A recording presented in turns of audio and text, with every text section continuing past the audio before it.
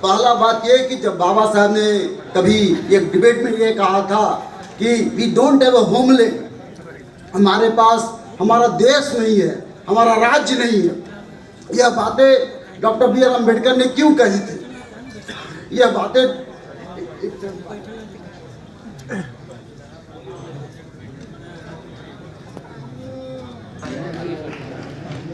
लोगों ने पानी पिला पिला कर मारा है, मुझे भी मारना है।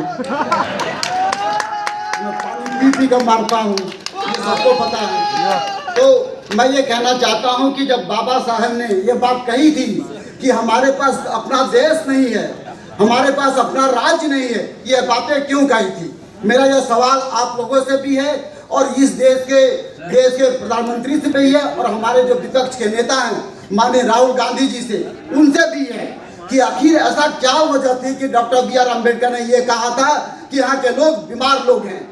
उन्होंने ये बात इसलिए कही थी कि हमारे न केवल अपर कास्ट के लोग बल्कि SC ST OBC तमाम जातियों में हम जातिवाद को मानते हैं।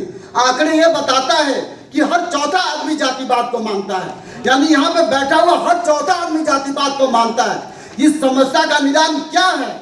जब डॉक्टर बी आर अम्बेडकर ये सवाल करते हैं तो न केवल देश के राष्ट्रीय पार्टी बल्कि अन्य पार्टियां भी शांत हो जाया करती हैं। यह डॉक्टर बी आर अम्बेडकर का ओरिजिनल सवाल था। दूसरा सवाल था कि डॉक्टर बी आर अम्बेडकर कहते कि राष्ट्रीय पार्टियां उनको व्हीप जारी करके कहती है कि आपको हमारी गाइडलाइन पे चलना होगा। मेरा सवाल है कि जब डॉक्टर अम्बेडकर ये कहते थे कि अलग से सेपरेट इलेक्टोरेट की बात होनी चाहिए, तो क्या ऐसा संभव है कि हमारे आदरणीय राहुल गांधी के नेतृत्व में जब सरकार बनती है तो क्या ड्यूअल रिप्रेजेंटेशन हो सकता है जो पुणे पैक्ट पे बाबा साहब ने किया था? यह होना बहुत जरूरी है ताकि एक इंडिपेंडेंट MP MLA चुनकर जाए और वो अपनी बात वहां कर सके, किसी पॉलिटिकल पार्टी की बात ना हो। दूसरी बात मैं कहना चाहता हूं एक प्रोफेसर होने के नाते कि जब मैं प्रोफेसर होकर के जातिवाद को फेस करता हूं तो हमारे SC ST के बच्चे कितना फेस करते होंगे। इसी कांग्रेस की सरकार ने इसके थोड़ा कमेटी बनाई थी एम्स हॉस्पिटल के लिए, all India institute of medical science के लिए। उस साइंस में यह कहा गया कि वहां पे जाति के आधार पे प्रोफेसर नंबर देते हैं।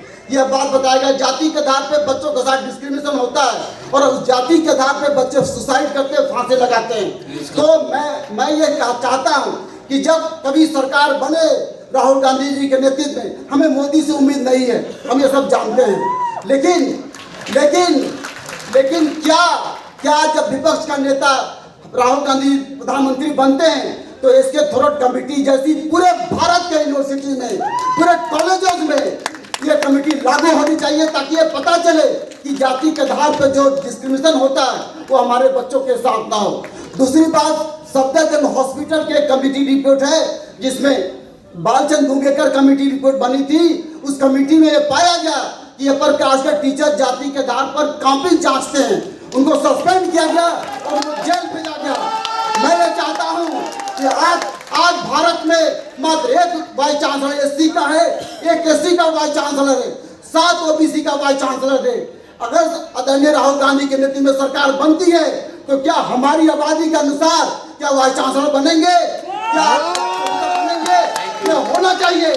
और क्योंकि जातिवाद एक लाइन जातिवाद के आधार पर हम जानते हैं कि हर चौथा व्यक्ति जातिवाद करता है, तो इस देश का वाइस चांसलर से लेकर के तमाम बड़े लोग यदि जातिवाद करते पाए जाते हैं तो क्या उनको जेल की सजा होगी?